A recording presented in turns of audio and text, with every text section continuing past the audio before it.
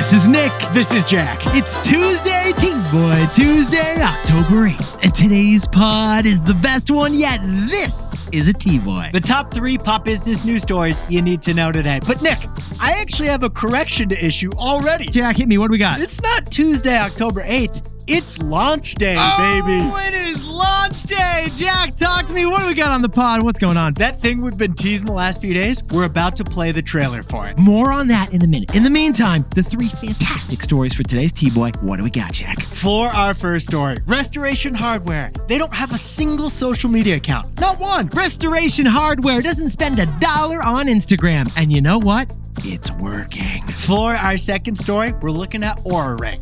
Oura Ring is now on the fingers of 2.5 million extremely sleep-aware people. Oura Ring is beating Apple and Google with a no-screen strategy. And our third and final story. For the first time ever, Nick and I found a Nobel Prize winner in economics who just won an Emmy Award, too. Jack, how did a Nobel Prize winner also win the biggest prize in TV? Because everything in life is actually a market. That's a market. That's a market.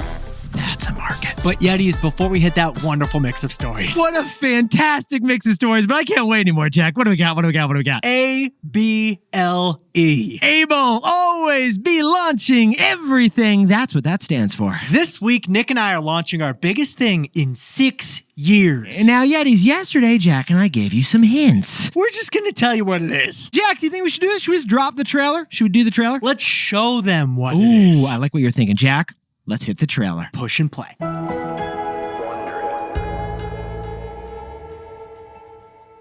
Hey, Nick. Hey, Jack, what's going on over there? You know, we've done over 1,000 episodes of our Pop Business News podcast. And we've covered over 3,000 business stories. But what is your point, man? I was just thinking, Yeah? what if we went deeper and told the surprising stories behind the most fascinating products we use every day? I like it. Like how Birkenstock's 250-year-old sandals ended up on our feet. Yeah, or like why nearly every house in America has at least one game of Monopoly. We see you, Uncle Pennybags. Or how 7 jacuzzi brothers invented the hot tub that's parked on your parents' porch. Jack, I love it. Are you thinking what I'm thinking, man? Spin-off podcast. Yes, baby. From Wondery and TBOY, that's us. This is the best idea yet. A podcast about the untold origin stories of the products you're obsessed with. And the wild risk takers who brought them to life, brought them to market, and brought them to you. Each week, we're talking about your favorite things and their surprising backstories you had no idea about.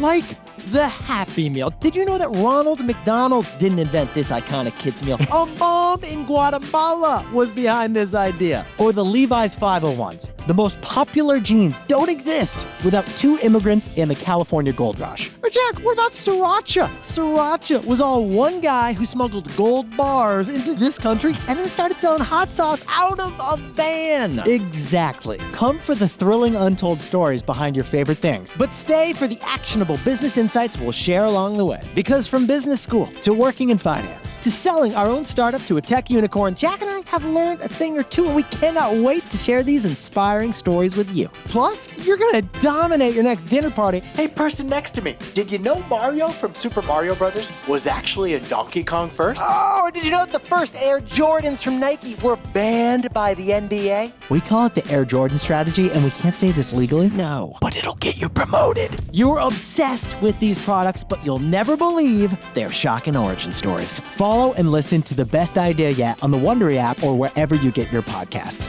You can listen ad-free by joining Wondery Plus in the Wondery app or on Apple Podcasts. I got that feeling again. I got it. Something familiar but new. We got it coming to you. It's just the best idea yet.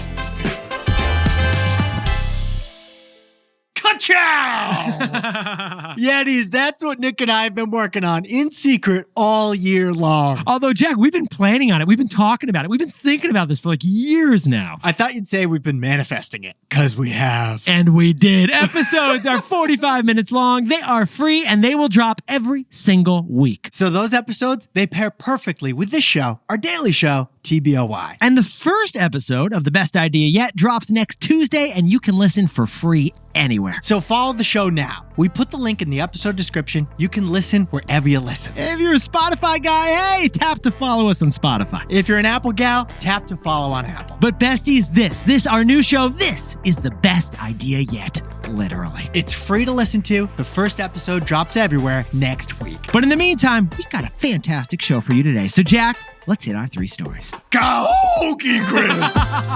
I'm just so excited. That should be an episode on the show. 15 years before this song, 2 boys from the Northeast met in a dorm. They had an idea that caused a cultural storm. It's the best one yet, but the best is a norm. Jack, Nick, that's it. I don't even think they need to practice. 50%, that's a fat tip. TBOY City on your at-list. If you know, you know, cause we ready to go. We can't wait no more, so just start the show. Start the show.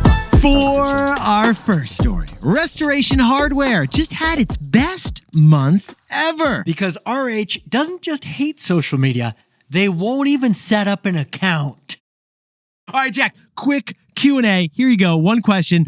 Shoes, in the house, not in the house? You take them off, you leave them on? We take them off. Okay. It's caused a lot of friction with my dad and my mom and all my brothers, to be honest. I've had to have that conversation. It's not a fun conversation. Didn't you start that policy when you got back from Japan? Well, I think we got it also because we may have gotten a Restoration Hardware product. Yetis, Restoration Hardware is the opposite of IKEA. Luxury furniture that turns your living room into an Architecture Digest centerfold. In the last month, Restoration Hardware stock has gotten off the couch and surged 40%. Restoration Hardware stock is worth $6 billion, which makes it worth 3 lazy boys. 3 lazy boys, 1 lift. Yeah, same thing. Why is RH stock rising? Because interest rates are falling, which means you're more likely to renovate your home. If you're putting in a new addition, you may want a new couch to match the sconces in the second bedroom of your third home. Must be nice. Must be nice. But the highlight of Restoration Hardware's earnings wasn't the marble table revenues, and it wasn't the leather chandelier profits. It was the social media, or lack of social media. Because get this, Yetis, RH does not have a single social media account. We even checked MySpace. There's no RH account there. Now, it's surprising that Restoration Hardware doesn't have Instagram, because Restoration Hardware is one of the most Instagrammable brands in the world. RH doesn't have a TikTok account. They don't have Facebook. They don't even have Pinterest, which is where my wife sends all her expensive furniture ideas. I got a Pinterest check. It's half Resto Hardware. None of it is from the corporate account. I had to copy and paste all this stuff. And the CEO of Resto, Gary Friedman, who loves to talk, by the way. We love listening to him because this guy, when he gets a microphone, he does not stop talking. He said that we won't follow the herd into the world of social media. And then he went on. He said, you won't find us on TikTok paying a bunch of strangers to say they love us. Ouch. Eeks. Now, part of the surprise is that RH does have a big marketing budget. Jack and I jumped in TBOY style, and we discovered that Restoration Hardware spends almost a third of its revenues on marketing. But it won't spend a single dollar of those revenues on a paid Instagram post. Jack, if you want to be a free social media intern for them, they won't even let you in the building. If you say influencer campaign at Resto, they're going to stick you in a very expensive trash basket. Which actually sounds kind of nice. So to all of those social media professionals listening to this pod right now, Jack and I, we do see your value. But RH apparently doesn't. And that made us come up with the takeaway. So Jack, what's the takeaway for our buddies over at Restoration Hardware? There are very few one and only opportunities in this world. So if you see one, grab it. Yetis, Jack and I have told you before that the only bets worth making are contrarian ones. We've said that success comes from not being better, but by being different. We've said to zag when others zig, and Restoration Hardware has made contrarian its entire brand. They're the only furniture brand that has a hotel division. Yeah, get this. Restoration Hardware owns 2 private jets that customers can book and a 127-foot yacht that you can also book for a vacation. And they have 3 hotels/guest houses that you can visit and even spend the night at. Again, it's like an upscale IKEA with a hospitality division. And now, Resto is the only furniture brand in your home without a single social media account. Besties, add it all up, and RH isn't just focused on being different, it's focused on being the only one. Because when you can find someone that no one else is doing, it might be a good idea that you should pursue doing. There is untapped value in being the one and only. For our second story, Oura Ring, the smart ring, has 2.5 million users and is about to hit $500 million in revenue. Here's how the Finnish startup is beating Apple and Google with a smart ring. A ring without a screen. A ring of power, if you will. We will. Yeti's the top topic in tech right now. It is smart fashion. First, tech came to watches and bracelets. Now, it's coming to AI necklaces and smart eyeglasses. But according to Anna Wintour, the most successful smart fashion right now is the smart ring. Specifically, the Oura ring. Yeah, the Oura ring. Everyone's got a buddy, maybe our buddy Timmy, who has one of these things. It's a Finnish ring that tracks your fitness, your heartbeat, your temperature, and your sleep. It does more than that. It can predict whether you have COVID based on changes to your body temperature, and it tracks your fertility too. That's right, Yetis. Your pinky is pretty powerful, and this is like a Fitbit for your finger. Shaquille O'Neal's got one, although that must be custom sized. Size 48. Jennifer Aniston's got one. Everybody over at NASA wears them too. And the financial performance of Oura Ring is so impressive, it would make Frodo freak out right now. Founded 10 years ago in Finland, sales are on pace to double this year to $500 million, according to Bloomberg. The Oura Ring has become the one tech hardware to rule them all. Like we said, Gollum would go gaga for this thing. My precious, No, I do the Gollum impressions. let me invest in your next round. Okay, no more Lord of the Rings impressions from you. Okay, sorry, but the wildest part about the Oura Ring strategy isn't what it does, it's what it doesn't do. Because the Oura Ring does not have a screen. And the CEO of the Oura Ring says they never will have a screen. Apple Watch, it's got a screen. Zuck's Meta Ray-Bans, they got a virtual screen. And yet Oura Ring is selling at $400 each for this screenless ring. Now, instead of a screen, we should point out the Oura Ring has an app that shows all the metrics on your body that it collects. 20% of their business is software subscriptions. Because for $6 a month, you get to check your readiness score every morning when you wake up. And Jack, what is that readiness score again exactly? Oura Ring crunches your activity rates, your heartbeat, and your sleep levels to give you a readiness score. And if your score is over 70, you're going to have a good day. You're going to have a great day if your score's over 85. And yet, this screenless hardware tech product is selling at a faster clip than Apple's watch. Sauron? Into it. It's evil and I like it. So Jack, what's the takeaway for our buddies over at the Oura Ring? Oura's success isn't about influencers, it's about institutions. Yetis, yes, some celebrities do use the Oura Ring. Maybe Gwyneth Paltrow made you buy it. Totally cool with that. But the real driver of Oura Ring's success has been marketing to institutions. Institutions! For example, during the pandemic, the NBA gave all its basketball players Oura Rings to catch early signs of COVID. Last year, Oura partnered with NASA so that training astronauts could track their bodies using Oura Rings. And just last week, Oura signed a $100 million deal with the United States Department of Defense to put that ring on a soldier. Make sure that G.I. Joe is resting like Sleeping Beauty. Because Yetis, influencers, they may get you to buy, but a respected institution, they may get you to trust. The NBA, the military, NASA, those are three of the most respected institutions in this here country. So the way Jack and I see it, Oura is pioneering a new form of marketing. Not influencers, institutions. Hey Yetis, if you're a bestie, take a sec and hit that subscribe button. And like this video while you're at it. If you leave a comment, by the way, we'll read it. For our third and final story, one man won a Nobel Prize and an Emmy Award, and he founded a wild startup. It's called Auctionomics, and it shows how important auctions are for water, for Netflix, and even for Division I college football. Jack, I am checking the calendars, and it is Nobel Prize award season, isn't it, Oh, man? yeah. Professors are getting late-night phone calls from Sweden with an epic announcement. Congratulations! The faculty at your Ivy League school will now be jealous. You just won a Nobel Prize. It includes $1 million prize, right? Yeah, not too shabby. Dinner's on Fred. Sorry, dinner's on Dr. Fred. Actually, dinner's on Paul Milgram, who won the Nobel Prize in Economics in 2020 for brilliance in auction design. And here's why Jack and I were fascinated with this story, Yetis. He also won an Emmy Award. Yeah, a TV award. He won an Emmy Award this year because the auctions that he designed were for television. All right, Jack, let's jump in TBOY style. How did he design an auction for TV? Here's how it works. For decades, TV networks transmitted audio and video signals over the airwaves. It's called Spectrum. Spectrum. And those spectrum waves can carry your favorite sitcom through the air. Spectrum, it's all around us. It's like the Force. And in 2024, most people don't have an antenna, so that spectrum wave was just sitting there wasting space. So 8 years ago, Paul Milgram created an auction, a very special auction that let TV networks sell their spectrum to wireless phone companies. And that is why you just finished binging The Perfect Couple on Netflix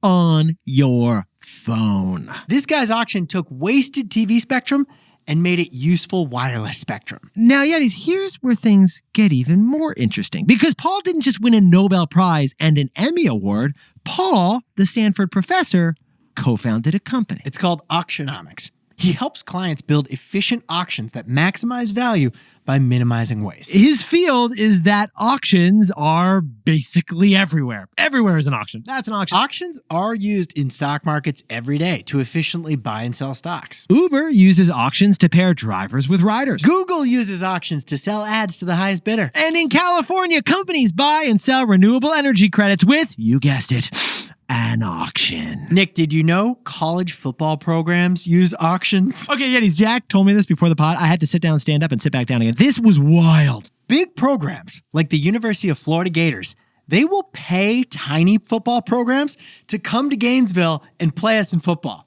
Like they'll pay them millions of dollars. What would be like a perfect example of this, Jack? Like the SCLSU Mud Dogs that Bobby Boucher played on. Yeah. The University of Florida would pay SCLSU to come to Florida and get their butts kicked. Yeah, it's like the Mud Dogs will get crushed, but that team gets paid. And Florida is happy to pay for a 49-0 victory at home. And that is an auction. Like we said, to quote you, Grant, auctions are actually all around us. This could be a great rom-com.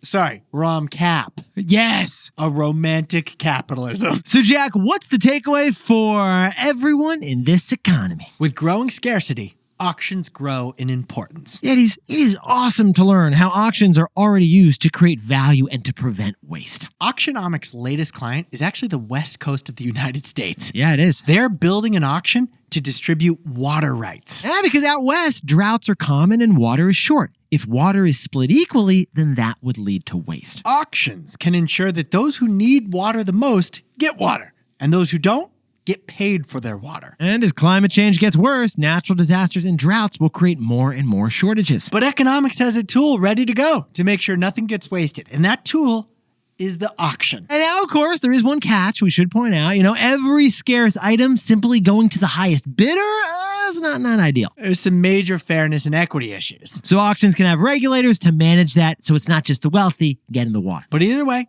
this Nobel Prize winner proves it. Grow in scarcity, auctions grow in importance. Jack, could you whip up the takeaways for us for TBOY Tuesday? Restoration Hardware stock is up 60% since June, even though they have zero social media accounts. Restoration Hardware is the one and only home company without social media because there's value in being the one and only. For our second story, it's Oura Ring. They're on pace to double their sales this year. The private company is producing rings of power. And Oura isn't driven by influencers. Oura is driven by institutions. And our third and final story is Auctionomics. They were founded by a Nobel Prize and Emmy Award winner. Because with growing scarcity, auctions grow in importance. Auctions really are everywhere. But Yetis, this pod's not over yet. Here's what else you need to know today. First, just a week after Hurricane Helene, Hurricane Milton is now a major threat to Florida. It's escalated to a Category 5 storm, and it's expected to make landfall on the west side of Florida Thursday morning. Especially around Tampa, evacuation orders have already been made out there. Tampa Airport is closing this morning, and the Orlando Airport is going to close Wednesday morning. We know we got a lot of fantastic Yetis down there, so we're thinking of you guys. Can't believe you have another storm in just 2 weeks on this. Second, for the first time in the history of Google, Google is losing its dominance in the search advertising market. According to the Wall Street Journal, Google's share of the search advertising market will fall below 50% next year. 6 years ago, Google had 60% of the market. But Amazon and TikTok have taken huge bites. And finally, LeBron James and his son Bronny played together for the first time this weekend for 4 minutes on a professional court. It's the first time ever in the NBA that a father and son have played at the same time. much less on the same team. LeBron is 39, his son Bronny is 20, and they're both Los Angeles Lakers. I've never seen this before. Never thought I'd seen it, Jack. If Bronny doesn't pass the ball, there's going to be a conversation about this at dinner. Somebody's getting sent to their room, the locker room. Now, time for the best fact yet. This one whipped up by Jack like a minute ago. He like texted me, he was like, okay, wait, pause the pod for a second. All right, so LeBron and his son just played in the same game together. We just said it, true story. You know, in baseball, Ken Griffey Jr. and his father, Ken Griffey Sr., not only played together on the same team, the Seattle Mariners, Classic. they hit back-to-back home runs. You're kidding. On September 14th, 1990, Ken Griffey Sr. hit a dinger, and next up was his son, Ken Griffey Jr., who hit a dinger. Like father, like son. Yetis, you look fantastic today. Jack, I cannot wait you to see in LA for the big launch. This is going to be amazing. My first flight's at 5:45 a.m. Classic. My second flight's at like 9 a.m. And somehow I get there only 2 hours later. Yetis, Jack and I are launching in 1 week, the best idea yet, and we can't wait for you to listen. You're going to love it. We've been working on this show for so long. It's going to be fantastic. You can follow and subscribe to the show now by clicking the link in the episode description. And that's all we're going to ask of you today. Go follow the best idea yet. And as usual, Jack and I will see you tomorrow.